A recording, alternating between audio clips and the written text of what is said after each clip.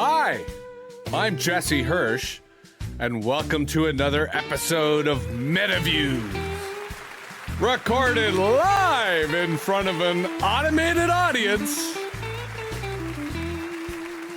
And today we're going to talk about a rather pressing subject, the danger of AI?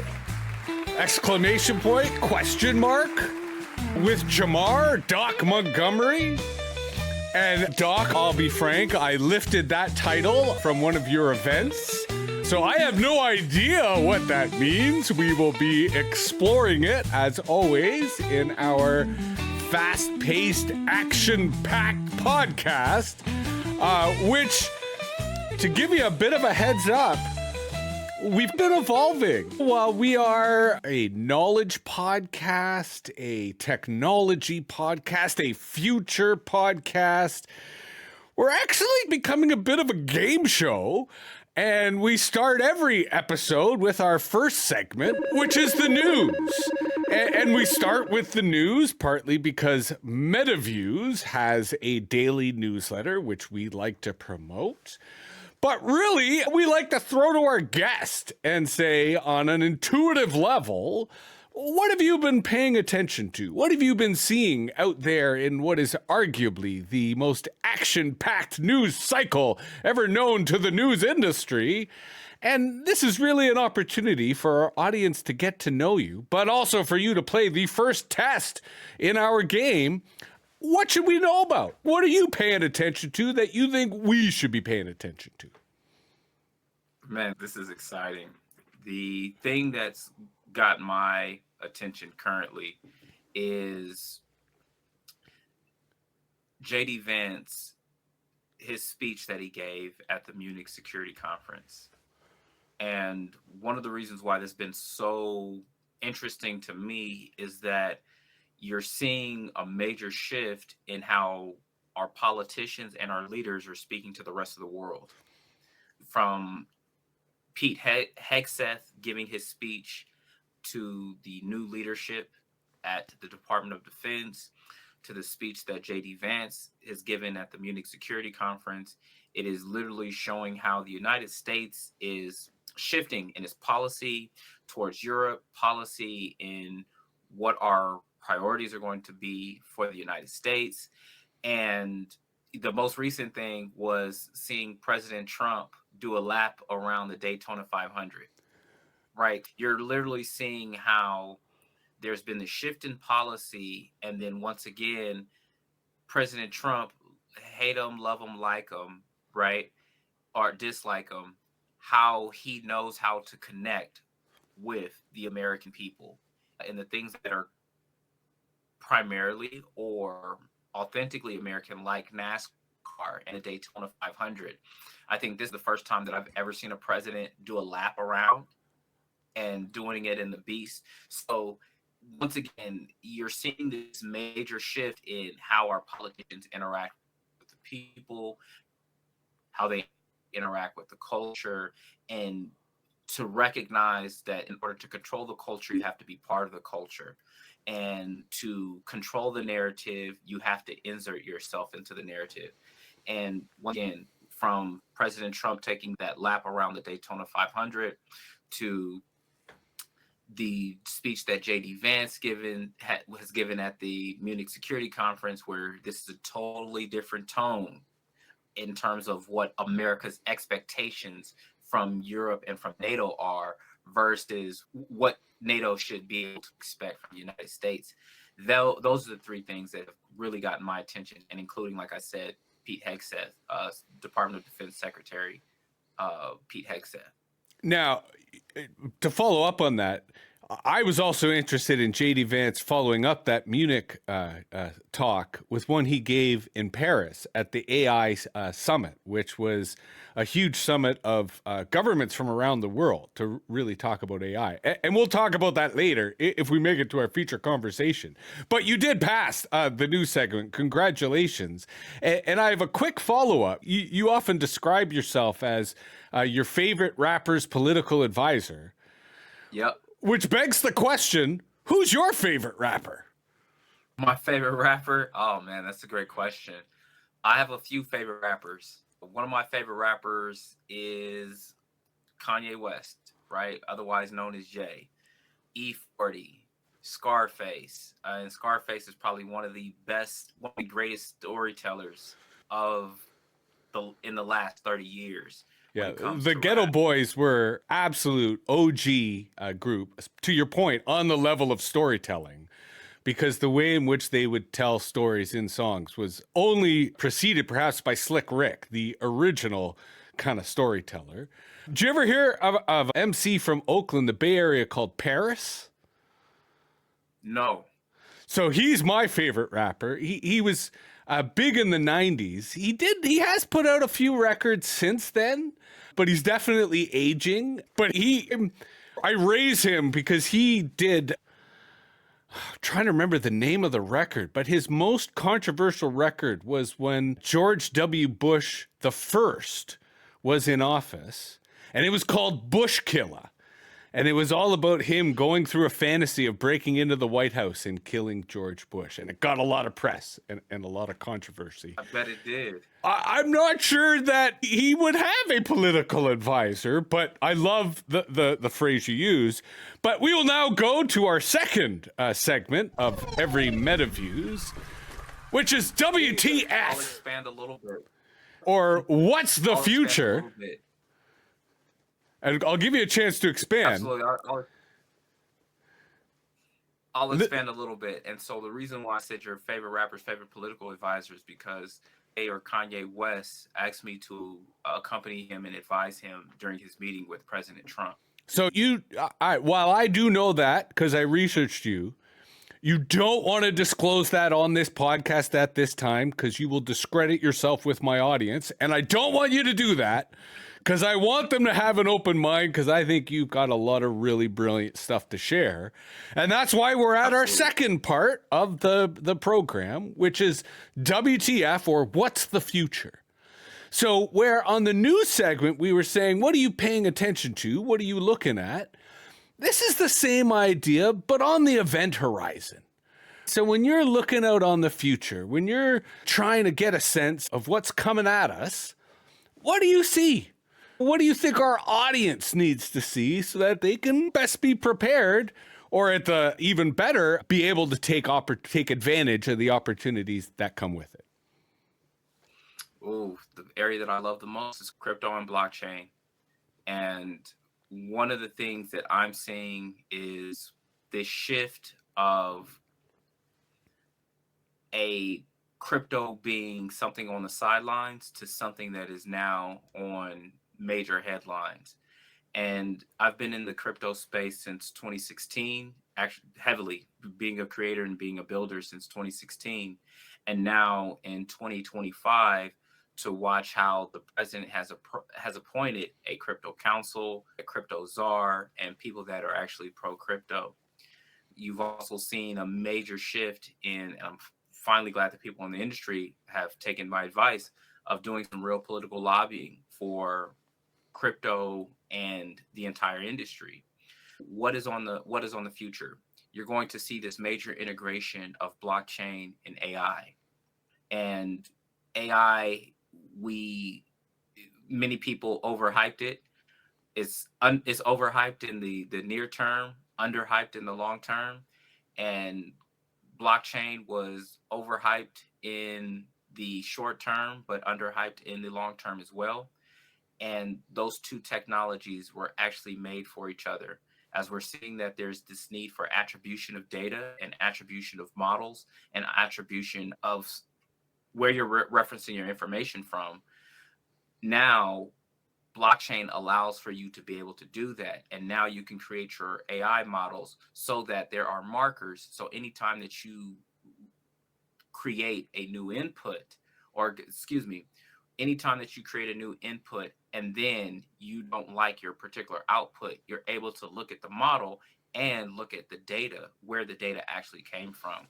Because as you and I both know, is that these are just statistical models that have figured out how to create language. If you're looking at where you got your data from, then you are given the opportunity to clean up that data, right?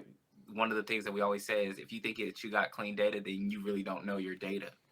And we're really seeing that with now that large language models have open access to the internet and are uncovering things that we never thought were there and have access to things that have been forgotten about, I should say. Or overlooked. And or overlooked.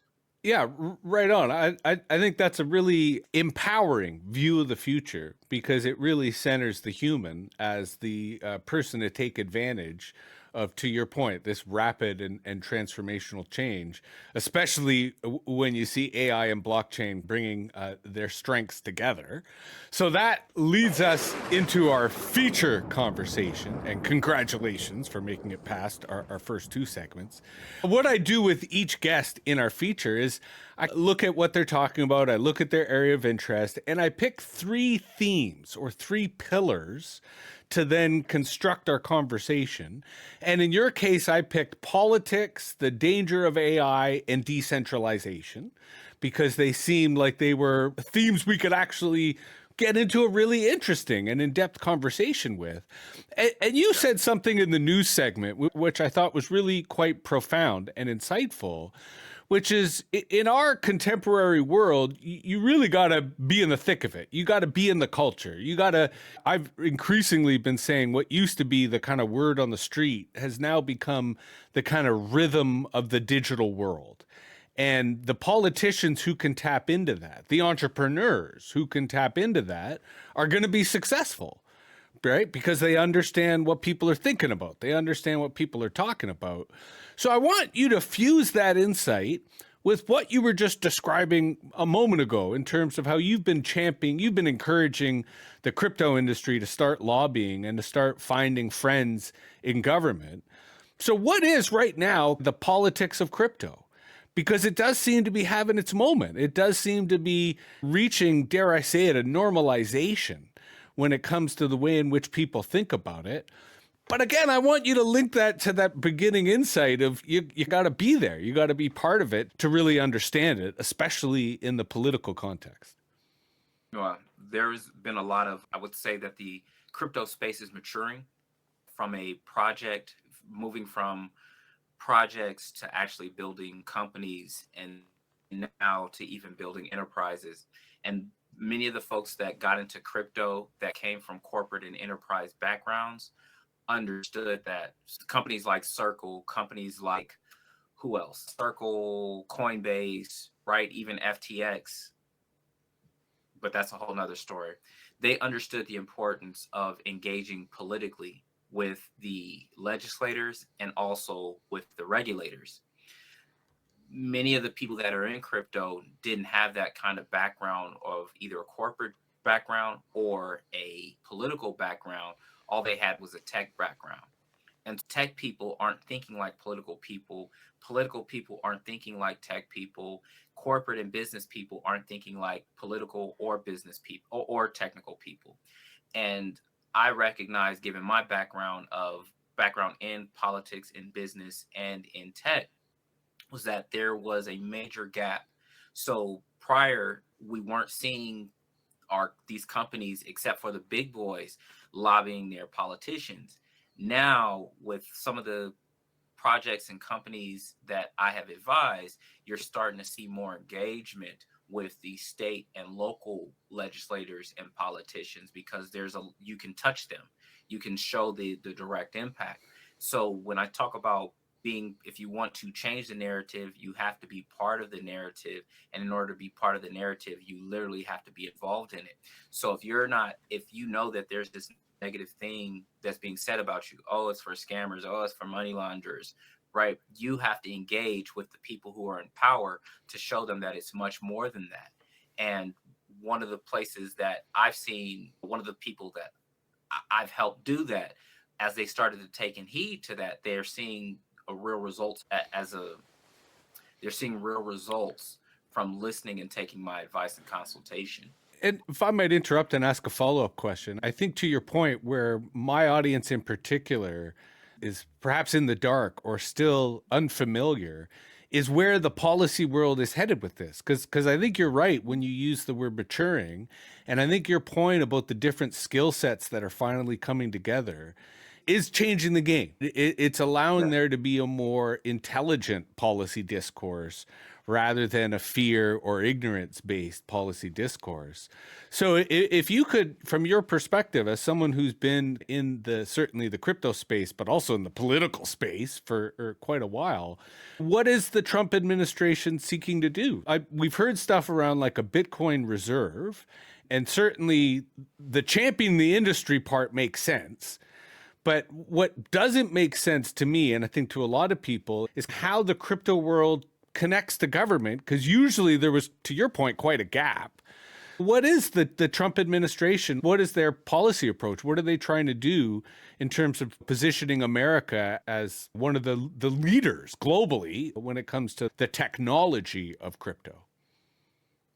One of the things that I advised President Trump was making sure that we had greater blockchain education and making that part of the curriculum of, if you actually, and this is long before he was talking about making the United States a leader in digital assets, that if you want to be a leader, then you need to be leading the children in these 21st century technologies. What he's currently doing right now is that, as we know, President Trump is pro-business. And I don't like, let me rephrase that term. He's for business creation and he's for enterprise growth. That's what he's for. Now, he's trying to create an open lane but some of the people around him understand that there's certain people that he needs to be talking to if you want to gain credibility in the space. And one of the things that set President Trump apart from any other president was the fact that he spoke at Bitcoin 2024 in Nashville, Tennessee. That is like one of the largest crypto conferences that you can go to outside of consensus. And so the fact that he spoke there, it says, okay, he's got the right people on his team. He's trying to make sure that and wealth to be created, he wants it created in the United States. He wants to be able to say that it originated in the United States. The challenge is regulation helps keep the greater public safe, but it also has a way of stifling innovation. If I am not ready to integrate crypto into my greater financial system, then there's a lot of space for innovation, because I can have regulation that is made specifically for crypto, or I can accept EXCEPT, accept crypto from certain regulations and allow them to be able to grow in the way that it needs to. There's this back and forth. We're not going to have a stable coin, or we're not going to have a CBDC. Yet you're talking, there's stable coin regulation now. And the only difference between a government-sponsored coin and a Senate in control of it, or whether you're going to have the United States Treasury in control of it. So right now, he's trying to figure out what exactly he wants to do and what does that look like for the future. If he is truly for empowering the American people, then it will be something that is controlled by the Treasury versus putting it in the hands of the Federal Reserve. And let me ask you a stupid question as a kind of follow-up to that. You mentioned Circle, you mentioned stable coins. What is ultimately, especially from your or from the Trump administration's view, what is the relationship between the US dollar and, say, Bitcoin? Is it meant to be, oh, we may have lost you all together. Yeah, lost you all together. I want to make sure I want to understand your question first. Are you saying what is the relationship between the United States dollar and Bitcoin from a use standpoint? Or I want to make sure I No, understand the question. this is a political question. Right now, the value of the US dollar is independent of the value of a Bitcoin. Yes. Perhaps some of the most profitable companies within the crypto industry are stable coins like Tether or Circle. Given the Trump administration is the first White House, the first US government that is taking crypto seriously, to your point at the start, is getting right into it, is understanding it, is bringing people who understand it into the administration. Again, it's a stupid question, but what is the relationship between these two global currencies? Is Bitcoin a threat to the global primacy of the US dollar? Is the US dollar a threat to the global primacy of Bitcoin?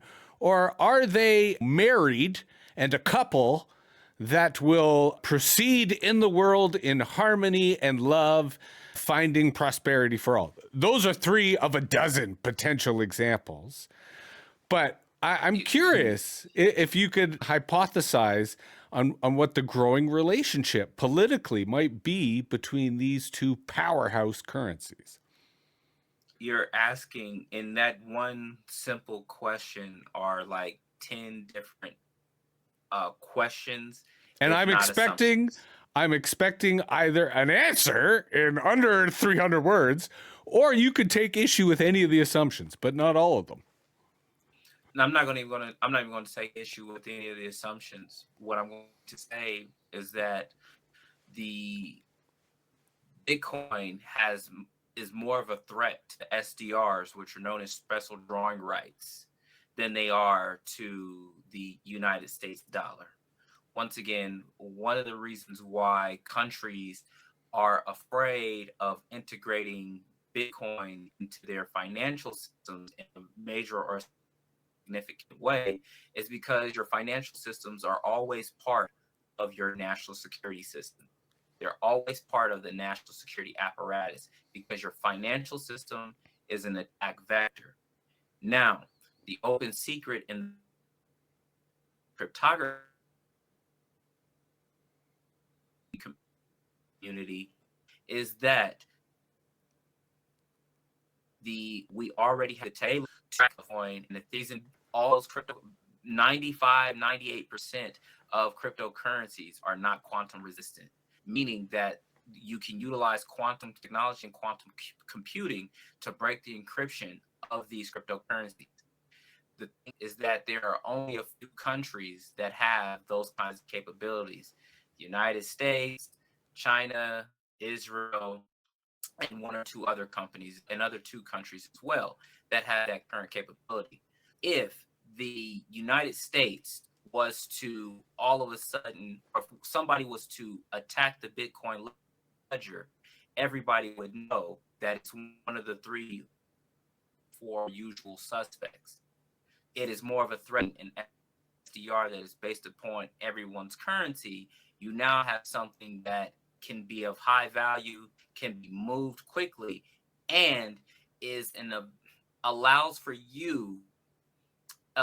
for a businessman or business person or company to transact with another country without having to utilize their own currency, but can be part of the strategic reserve that country has in order to do business with another country. One of the challenges that we're seeing is that if you are part of SWIFT, or if you are part of any of these banking networks that touch the United States, then you come under jurisdiction of the United States.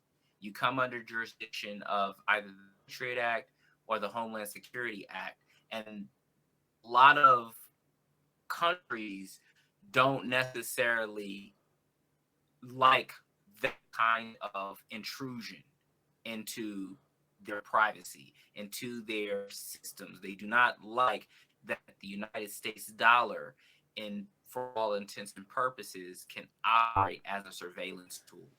So is it a threat? Is Bitcoin a threat to United States dollar?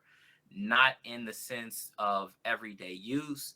It is more of a threat to how we use SDRs, and also whether or not people decide that they're going to bank with an institution or look towards alternative banking means, cryptocurrency.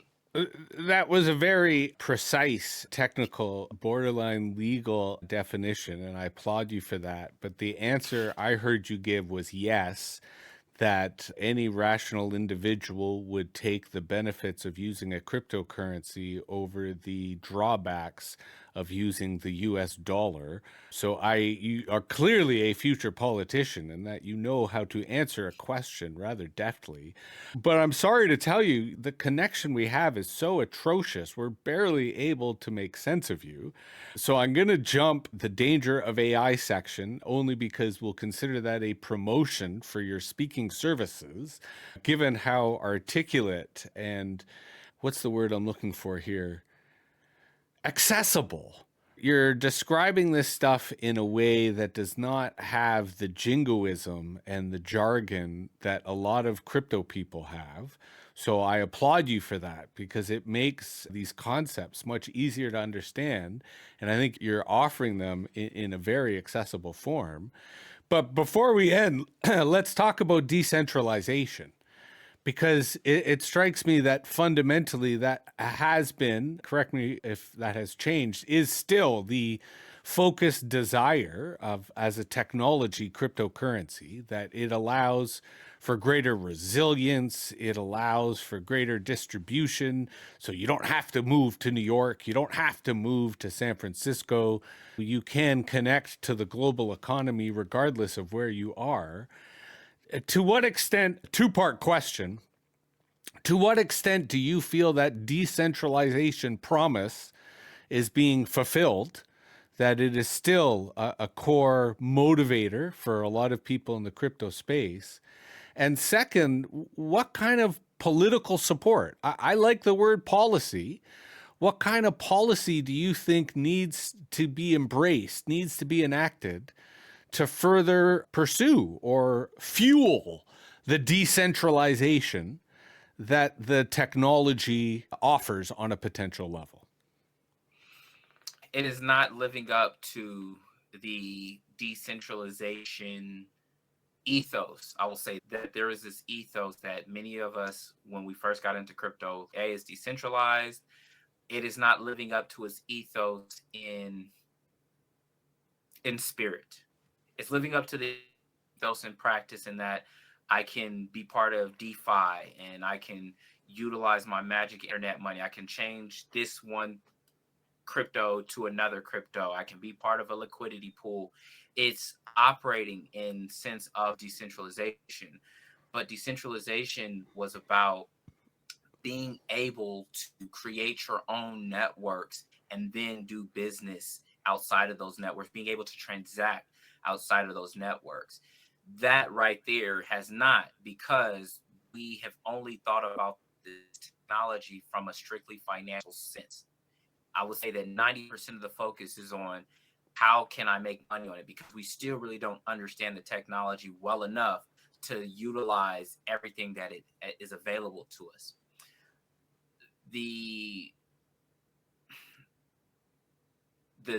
thing you said on a policy basis,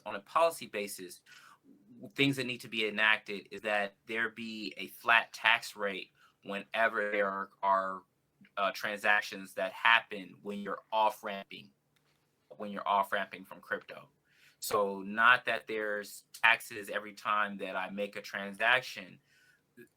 Treat me the same way that you would treat stocks, right? And not only treat me in a way that you would treat me where I'm trading stocks, but treat me in such a way where I'm trading one digital technology for another digital technology, and I might experience an increase. But what we have seen, at least in the United States, is that, yeah, you can have 5 Bitcoin. Yeah, you can have 10 Bitcoin. Where are you going to spend it at? Who's going to accept it? until we get to that point, you have to off ramp it. Let it be whenever I off ramp, that there be a flat 15% tax on it, on whatever I offload. Why am I saying that? Because at least if I offload it, then that encourages me to make as much money as I can inside of it. And then when I decide to off ramp into fiat, now Uncle Sam is getting his, and I'm not worried about having to pay exorbitant taxes or trying to go through extensive transaction history to try to figure out what transaction was this and how much did I make on this particular transaction, take it on the off ramp. So the decentralization part, you have the decentralization as long as you stay within the crypto universe. But the moment that you come out, there's only a few places that you can come out. Coinbase, Gemini, crypto.com, used to be FTX, right? Used to be Binance in some ways, shapes, and forms, right? So there are only a few places in which you can off ramp. And now if you even being able to convert your USDC, but that's a whole nother conversation. And very briefly, do you think those off ramps will increase in number now that the U.S. government is taking a more friendly approach? Yes, but not exponentially. Not exponentially. I could see there being I see more financial institutions that are creating crypto analogies of ETFs, of investment and investment vehicles. So the same way that you would have a savings 20-30 yield for a basket, right? Being able to have similar products for people who want to invest, but they want to invest in a managed kind of way, the same way that you would with Fidelity or things like that. And let me ask you a kind of personal / professional question. Given that your labor is very highly skilled and you're clearly a very capable and intelligent person, do you ever sell your labor for crypto rather than, say, US dollars? Do you ever work with a client? Can you, without getting into details, can you give us an example of how you negotiate that, given the fluctuating value of the crypto? You tell people, hey, this is yesterday's price is not today's price. And so it really comes down to what is the equivalent of, there's a dollar equivalent for the crypto, right? There's always a dollar equivalent.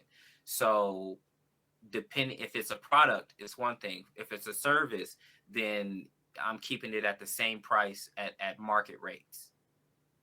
And people oftentimes, those that are in the space, those that have crypto would much rather, those that have a lot of crypto would much rather pay you in crypto than have to go through the process of off ramping into fiat, because now you got to worry about taxes. Now you have to worry about all those things. And then those that don't sit on a bunch of crypto are trying to hold as much of it as they can. Right on. Right. It all depends on what kind of person that I'm dealing with. And sometimes it's so much easier just transacting in crypto. Send it to this address and let's go ahead and get the business, versus, okay, I got to get you my direct deposit information, or I have to utilize a Stripe account. And there's simplicity in that, but to that point, is your client base more international than the average American, precisely because you have access to these types of global payment systems?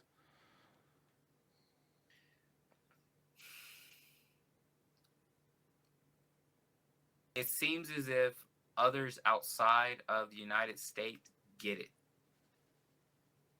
They get it, and they get it because they've had trouble with banking. They've had trouble trying to send international wires. And there's a level of, you have your business and you have your contracts in place, right? Now we're consummating the transaction. utilizing crypto. So you can still have those things in place. It just requires an extra few lines in your contracts whenever you're dealing with folks internationally. But when you deal internationally and people have crypto, it's easier just to have them send you crypto or you send them crypto. Right on. Before we go, I would be remiss not to ask you the question that's really on the minds of almost all the people who are listening to this episode, at least all the regulars who are listening to this episode. What's your take? And I say this in no small part because you clearly speak with a kind of lawyer's mind. What's your take on Trump's current language, current political position towards Canada?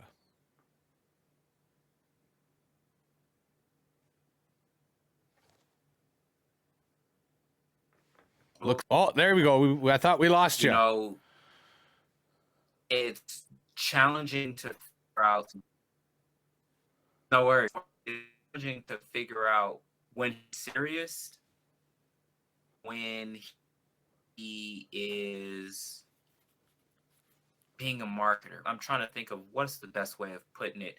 It's like when your mom says to you, if you don't do this, I'm gonna bite your head off. You know what I mean? You don't mean it literally, but you do know that there's some consequences on the result of it. You know she's not gonna do that. Yet you're looking at, okay, I wouldn't want it to be the 51st state. And the way that he said it wasn't boisterous or anything like that. It was like, okay, I've actually thought about this, and I think that there's actually literally a path forward. The calmness and way in which he said it, it indicated that there had been actual thought about it. What now? Does that mean that he is serious in making it happen? No, but I think that he's thought seriously about it. I'll say that. And I believe that was more of a signal to Canada of, well, if we're going to be subsidizing, if we're going to be supporting you in this particular way, if everyone around us is safe because of how strong the United States is.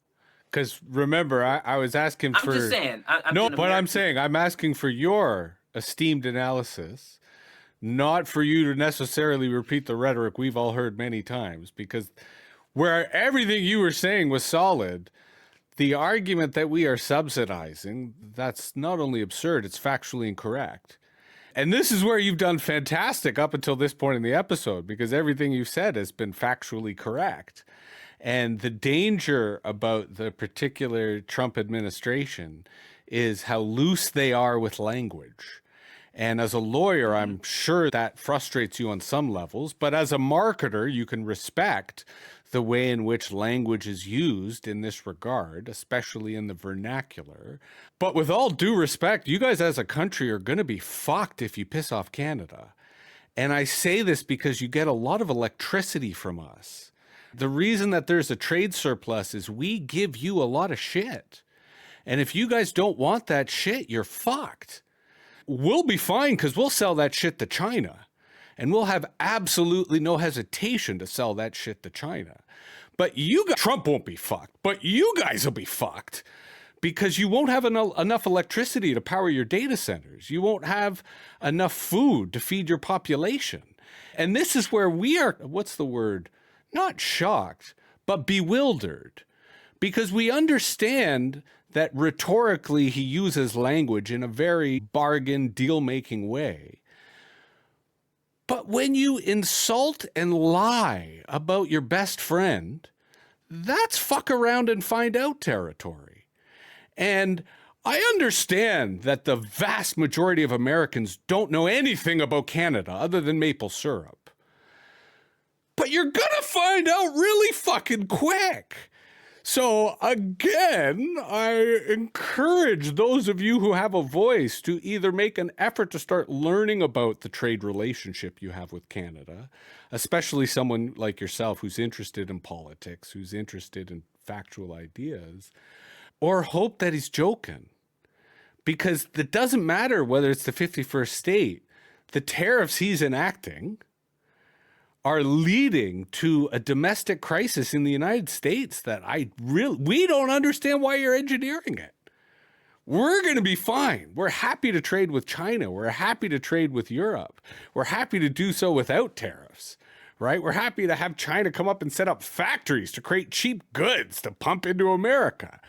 But why you would cut off and make lies about the trade relationship we have, I don't understand that. So that's why I'm asking every American I meet, do you have any insight into what's happening here? Because never has a powerful country shot itself in the foot so flagrantly. And yet, to your point, there does seem to be some other smart policies happening elsewhere. So why is this one so completely self-defeating and self-destructive? Any insights?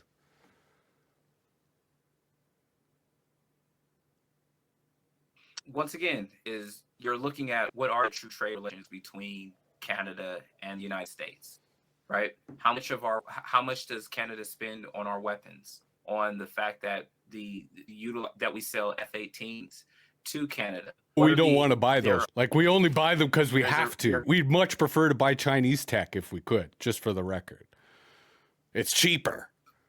Once again, is that it gives you the opportunity to identify what are the real relationships and what are the real drivers of that trade relationship. And it seems to be that there's this shaking out period of, okay, let's shake things out and see actually what falls. But do you like being shaken out? When you're in that, would put this is that when you are the one doing the shaking, you inevitably are also shaking as well.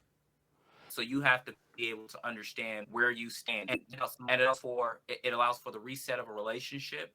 It allows for renegotiation of a relationship, and it allows to have a better understanding.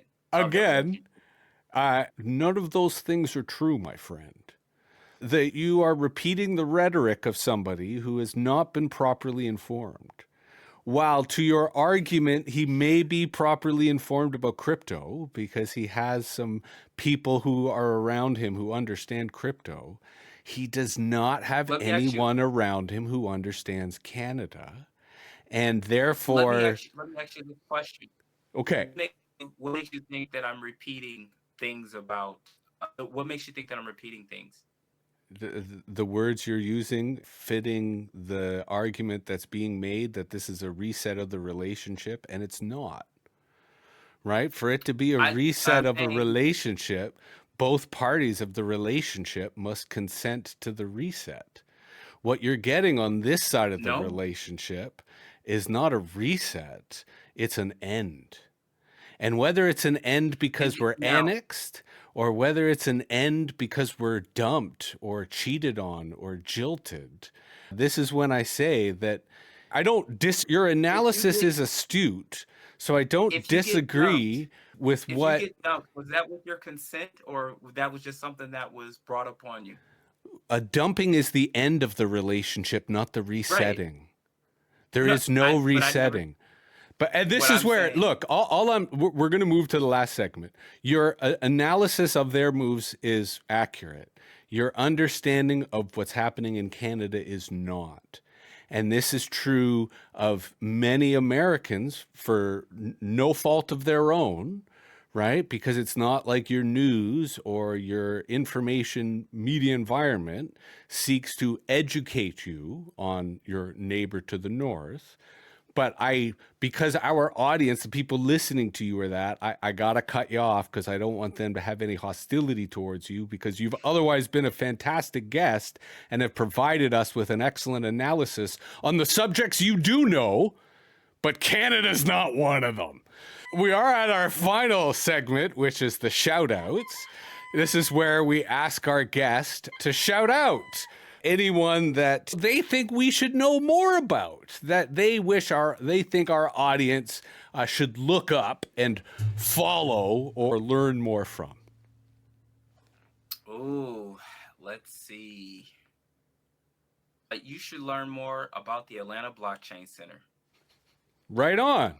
Can you tell us a little more about the Atlanta Blockchain Center? The Atlanta Blockchain Center is probably the most diverse and premier blockchain incubators and blockchain centers in the United States.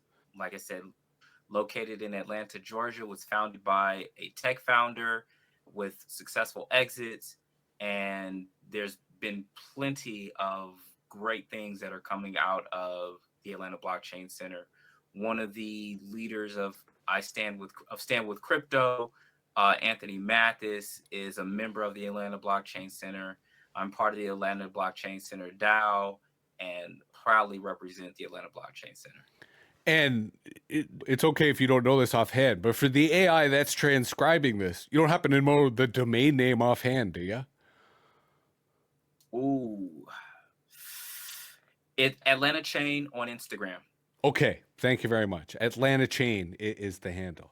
And finally, where should our audience learn more about you and connect with you? Absolutely. www.drjamarmontgomery.com. Dr. Jamar Montgomery on TikTok. Dr. Jamar Montgomery on Instagram. Dr. Jamar Montgomery on YouTube. Right on. Thank you very much. I appreciate the education you brought us today in terms of crypto. Unfortunately, crypto is still a difficult area to really understand unless, like Doc Montgomery, you put in the work and wade in and understand it. And I think if there's a moral I would take from that, don't be a consumer, be a producer.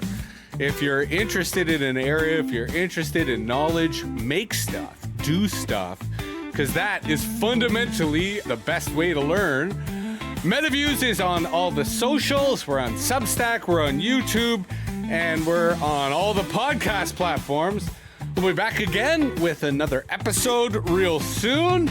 Until then, take care. And for those of us in the north, keep digging out of this snow.